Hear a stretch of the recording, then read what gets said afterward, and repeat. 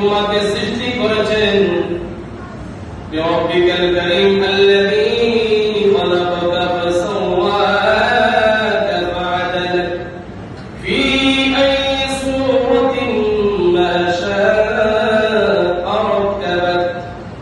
আমাকে আপনাকে এমন সূরত দিয়েছেন, একটা দেহ দিয়েছেন, একটা আমাদের শরীর, এই শরীরটার মধ্যে আবার কত সুন্দর করে একটা মায়াবী চেহারা দিয়েছেন। মানুষে বলে এই মানুষটার চেহারাটা অনেক সুন্দর, এরকম বলে কি বলে না? আমরা একটা মেয়ে দেখতে গেলাম, ওই মেয়েটা দেখলাম, ওই মেয়েটা যখন হাসি দেয়, যখন হাসে অনেক সুন্দর লাগে, জোরে বলি না সুবহানাল্লাহ।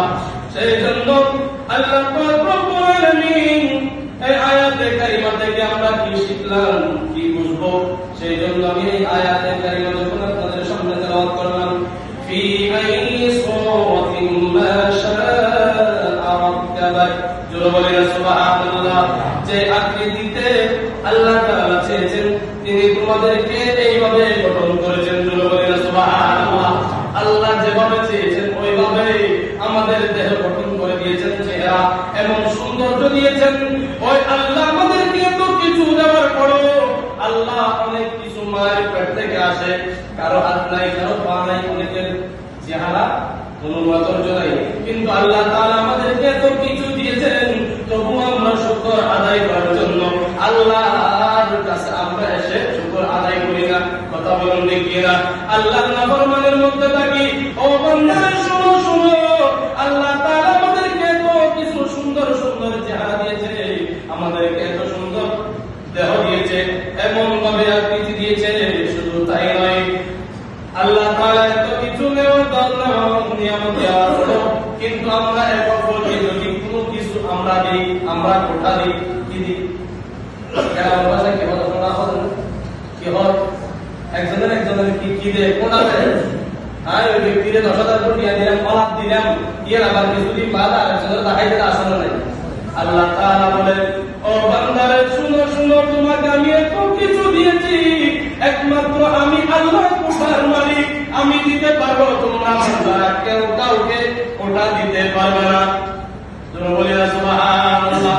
এই কোঠার মালিক কে দিতে পারবে? একমাত্র আল্লাহ, আর কেউ এই ক্ষমতা কাউকে দেয় নাই। তোমরা বলি না সুবহানাল্লাহ। ও মুসল্লি বারে একটুখানি জ্ঞান করুন। আমার আল্লাহ পাক রব্বুল আলামিন কালাম পাকের মধ্যে বলে, ইয়া আইয়ুহাল্লাযীনা আমানু লা তুতিলু সাদাকাতিকুম বিল মান্নি ওয়াল আযা।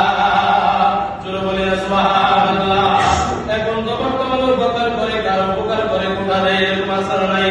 কিন্তু মহান আল্লাহ ছাড়া অন্য কারোর জন্য কোঠা দান করা বৈধ নয়। আল্লাহ তাআলা এই ক্ষমতা কাউকে দেয় নাই। এই বিষয়ে আল্লাহ তাআলা কত সুন্দরভাবে আয়াতে কারিমা তেলাওয়াত করেছেন, বিল মান্নি ওয়াল আযা। শুধু তাই নয়, এই বিষয়ে আল্লাহ কঠোরভাবে নিষেধ করেছেন, বান্দারা যেন একে অপরকে যখন খেলাপ করে, কেউ কারো উপকার করে যেন কোঠা না দেয়, সেই জন্য আল্লাহ তাআলা নিষেধ করেছেন। শুধু তাই নয়, ও মুসলমান বলেন একটুখানি জ্ঞান করুন, হে ঈমানদারগণ, তোমরা তোমাদের সদকাকে কোঠা দিয়ে কষ্ট দিয়ে নষ্ট করো না।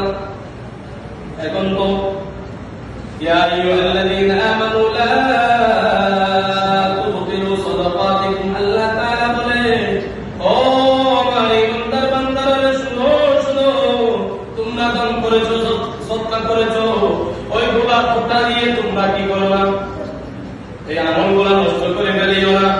আবার আল্লাহ তাআলা বলে, ওই ঈমানদার বান্দারা তোমরা তোমাদের সদকাকে কোঠা দিয়ে ও কষ্ট দিয়ে নষ্ট করো না।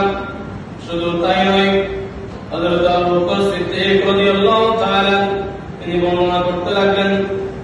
আমার রাসূল আকরাম সাল্লাল্লাহু তাআলা আলাইহি ওয়াসাল্লাম হাদিসে পাকের মধ্যে ইরশাদ করতে লাগলেন, লা ইয়াদখুলুল জান্নাতা আফুন ওয়ালা মান্নান ওয়ালা বাখিল। কোটা দানকারী কৃপণ জান্নাতে প্রবেশ করবে না, জান্নাতে প্রবেশ করতে পারবে না। কোন ব্যক্তি, যে ব্যক্তি উপকার করেছে, যে ব্যক্তি সদকা দিয়েছে, আবার ওই ব্যক্তিকে কোটা দিয়েছে, ওই ব্যক্তি আমার সিদ্দিক আর বর্ণনা করতে লাগবেন। আমার রাসূল আকরাম সাল্লাল্লাহু আলাইহি ওয়াসাল্লাম হাদিসে পাকের মধ্যে ইরশাদ করতে লাগলেন, লা ইয়াদখুলুল জান্নাতা হাক্কুন ওয়ালা মান্নানুন ওয়ালা বাখিল। ওই ব্যক্তি দানকারী, ওই কোটা দানকারী কৃপণ কখনো জান্নাতের মধ্যে যেতে পারবে না। জোরে বলেন আউযুবিল্লাহ। তাহলে একে অপরকে উপকার করার পরে কোটা দেওয়া, কোটার মালিক একমাত্র কে? আল্লাহ। এটা একমাত্র আল্লাহই দিতে পারবে। এখন আমরা একজন, আগে অনেক মানুষ গরিব ছিল, বাংলাদেশের মধ্যে অতি মানুষ কি ছিল? গরিব ছিল। এখন মানুষ গরিবওয়ালা, পয়সাওয়ালা, জনওয়ালা হয়েছে। বর্তমানে অনেক গরিব মানুষ এখন অনেক সম্পদের মালিক, এরকম আছে না? কিন্তু ইয়ার উপরে কিছু মানুষ আছে, তারা যাতে বইজা গরিব, পয়সাওয়ালা যাতে কেনা দুর্গরেই বিবের হয়, উপর কোড়া দেয়, পুরোটা সব কাটিয়ে দিব দিন। আল্লাহ আমাদের এই জিনিসের আইন বরদাস্ত করতেন নয়, একমাত্র কোটার মালিকের হন আয় আল্লাহ। সুবহানাল্লাহ।